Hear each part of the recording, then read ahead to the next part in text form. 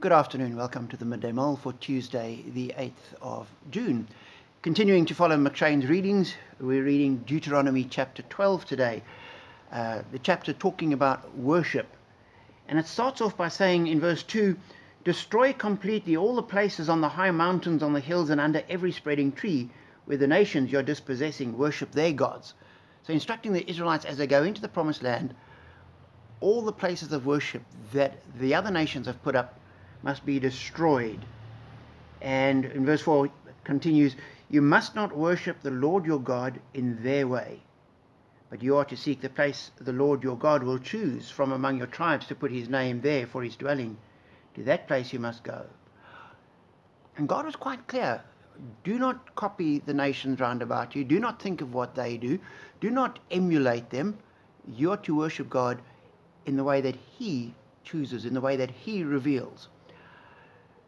And to me that was a double challenge. The one is in terms of our worship as a church. How much do we let other influences shape what we do? And the clearest example is music, where certainly number of people in the past would say, "Oh, you can't bring guitars into church. That's copying the world." Everyone knows that David wrote the Psalms with an organ. A couple of centuries before that, the organ was a contentious issue. And so we continually need to have this balance, being faithful to God, using the resources we have, but not letting our practice be shaped by anyone else, by what anyone else does, or the standards that other people have. And that then challenged me to say, even in my personal life, in terms of my prayer life, in terms of everything I do, it's very easy to compare ourselves to the rest of the world and say, "Oh, they do behave this way, that person does this, therefore it's really okay if I do the same kind of thing. That person doesn't pay any tax at all, they've got double set of books. This person gives cash receipts so that he takes cash in, doesn't pay any GST on that. So maybe it's not."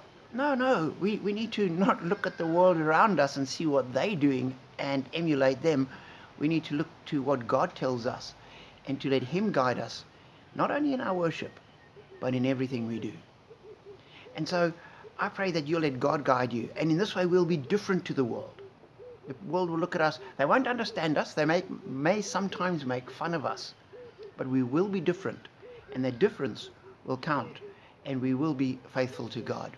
And when we walk with him and we're faithful to him, as we keep reading through Deuteronomy 12, says if you walk in and worship in the way God tells you, you will know his blessings and there will be joy. So know that, be challenged by it, and be encouraged to do it.